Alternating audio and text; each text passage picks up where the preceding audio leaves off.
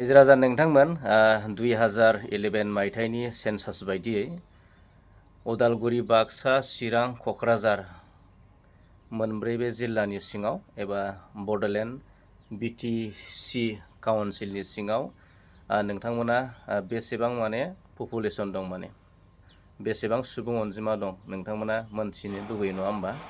मानोना BTC काउन्सिलनि सिङाव मोनब्रै जिल्लानि सिङाव गासै सुबुं अनजिमाया दङ रायजो राजा नोंथांमोन। मानोना 3,155,359 सुबुं अनजिमा दं रायजो राजा नोंथांमोन।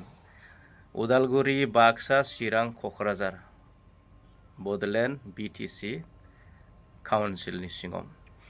थ' बिनिनो बावैसो सिगां रिसेन्टलि 2 लाख 5,000 लाइमोनफोरनो BPF सरकारा 2 लाख थाखा होनायखौ नोंथांमोना नुनो मोनदों।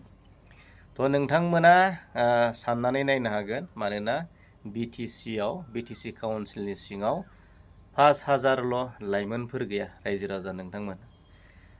5,000नि गेजेराव जोङो बेसेबां लाइमोनफोरा 2 लाख बे थाखाखौ एचिभमेन्ट खालामखो जों बेखौ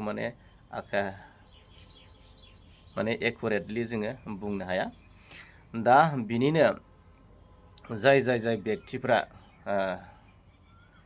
बड'लेण्डनि सिङाव थानाय जेसेबां बड'लेण्डनि सिङाव थानाय बाखि आद्रा थानाय लाइमोनफोरा गोबां नोजोर होगासिनो दं BPF पार्टिनि सायाव, BPF दोलोनि सायाव। मानोना 5,000 मानसिनो जुदि 2 लाख होयोब्ला बेसेबां जायो?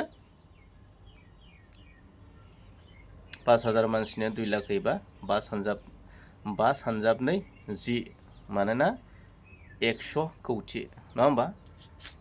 बिथांमोना बुंदोंमोन लाइमोनफोरनो बै समाव खोथा होदोंमोन, लाइमोनफोरनो पावाराव फैनो हायोब्ला लाइमोनफोरनि थाखाय 100 कौटि बाजेट बिथांमोना लादोंमोन। नाथाय जोङो नुनो मोनदों बे 100 कौटि जिथुनाखि 2 लाख होनाया गोबां खिलिमिलि जानायखौ नोंथांमोना नुनो मोनगासिनो दं ससियेल मिडियानि गेजेरजों। थ' बेखौ बुंनो गोनां गैया। दा जायफोर लाइमोनफ्रा दिनै BTC बड'लेण्ड काउन्सिलनि सिङाव थानाय आद्रा थानाय गोबां माखासे थालांनाय लाइमोनफ्रा दिनै BTCनि सिङाव थानाय BPF सरकार मानाव गेदेर हाग्रामा महिलारिनि दैदेननाय बे सरकारनि सायाव गोबां नोजोर होगासिनो दं, अबजारभेसन खालामगासिनो दं। मानोना लाइमोनफोरनि थाखाय स्किमखौ लाबोदोंमोन, आरो नाथाय गोबां लाइमोनफोरानो दिनै मोननो हायाखै। जायफोर 18 बोसोर बैसोनि गोजौआव, 19 बोसोरनि जायफोर लाइमोनफोर गोजौआव, बै लाइमोनफोरा दिनै मोननो हायाखै।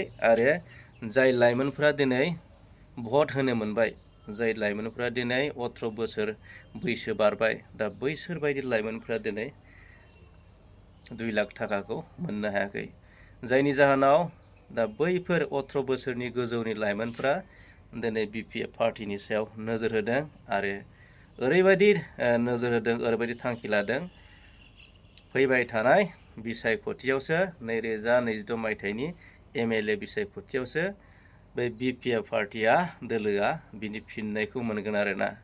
मानोना 2 लाख थाखाखौ जायफोर लाइमोनफोरा मोननांगौ बे मोनाखै रायजो राजा नोंथांमोन। नोंथाङा मिथिगौ 30 लाख माने 3 मिलियन बड'लेण्डनि सिङाव सुबुं अनजिमा दङ। 3 मिलियन बड'लेण्डनि सिङाव सुबुं अनजिमा दं। बिनि गेजेराव जोङो लाइमोना बर'फोरानो 1 मिलियनसो जागोन रायजो राजा नोंथांमोन। बर'फोरनि गोसोखौबो गोजोन होनो हायाखै, आरो 2 मिलियन अन्य जनजाति आदिबासिनिफ्राय लानानै मिया, मुस्लिम रायजो राजा नोंथांमोन, राजबंसि, आरो लोगोसे सावथालि, आदिबासि गोबां दङ। बिसोरनो 2 मिलियनसो जागोन रायजो राजा नोंथांमोन। बर'आ 1 मिलियनल'सो दं। दा बर'फोरनि गोसोनि साननाय हनाय लुबैनायखौनो बिथांमोना सुफुंजोबनो हायाखै रायजो राजा नोंथांमोन। बेनिखायनो मोनसे खावलायनाय जायफोर 18 बोसोरनि गोजौ जाबाय, भट होनायनि मोन्थायखौ मोनबाय, अधिकारखौ मोनबाय, बैसोर लाइमोनफोरा जुदि नैबे 2 लाख थाखा मोननायनिफ्राय जुदि बन्सित जादोंबा, डिप्राइभ जादोंबा, डिसक्रिमिनेट जादोंबा, थगायजादोंबा, नोंथांमोना इउनिटि जा, लाइमोन सेंग्रा सिख्ला नोंथांमोना।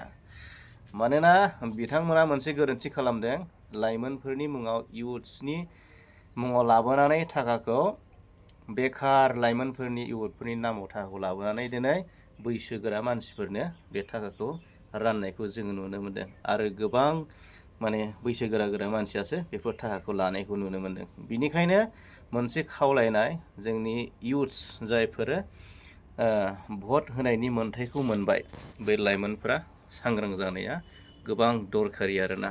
माने बेफोरबायदि जायफोर सरकारा थगायो, जायनि दैदेननायाव सोलिनाय सरकारा बे लाइमोनफोरखौ जुदि थगायोब्ला, प्रबन्सना खालायोब्ला, बेफोरखौ जोङो नैबे नोंथांनि बेसेन गोसा जि भट, नैबे भटनि गेजेरजोंसो बै बिथांमोनखौ जोङो, बै पार्टिखौ, बै सरकारखौ जोङो फिननायखौ होनो हायो रायजो राजा नोंथांमोन। बिनिखायनो खावलायबाय जाहाथे माने गोबां लाइमोनफोरानो दिनै दुखु मोनदों। दुखु मोननायखौ जोङो हमदांनो हादों, गोसोआव बोराबनायखौ जोङो हमदांनो हादों। मानोना 100 कौटि लाइमोनफोरनि मुङाव लाबोनाय थाखाया दिनै माने नोंथांमोना नुनो मोनदों फेमिलि सेन्ट्रिक माने गोबां माने गावबा गाव फेमिलि, जायफोर माने ब्लकनि सेक्रेटारि, प्रेसिडेन्ट, जायफोर माने माबानि बिबानगिरिफोरा गावबा गावनि जाथि बंस' परियालनि मुङाव गोबां चेकखौ होनायखौ जोङो नुनो मोनो आरोना। थ' बिनिखायनो गोबां माने एकदम रियेल, जेनुवेन, अरिजिनेल लाइमोनफोरा दिनै बे थाखाखौ मोननायनिफ्राय बन्सित जादों। बे बन्सित नोंथांमोना जानायनि फिननायखौ नोंथांमोना बिसायख'थिनि समावसो नोंथांमोनाबो होनो हायो। थ' बिनिखायनो नोंथांमोना इउनिटि आरो खौसे जा, नङा जायोब्लानो बै सरकार, जायफोर सरकारा पावाराव थानानै बे लाइमोनफोरखौ जुदि प्रबन्सना जुदि खालामनो नाजानायनिफ्राय जों बिसोरखौ शिक्षा एबा गियान होनोब्ला जों लाइमोनफ्रा खौसे जानांगोन। थ' दिनैनि भिडिअखौ बेखिनियाव दोनथ'बाय। जै जाथों, बड'लेण्डनि सिङाव थानाय लाइमोन सेंग्रा सिख्लाफोरा जै जाथों, देरहासार जानो हाथों।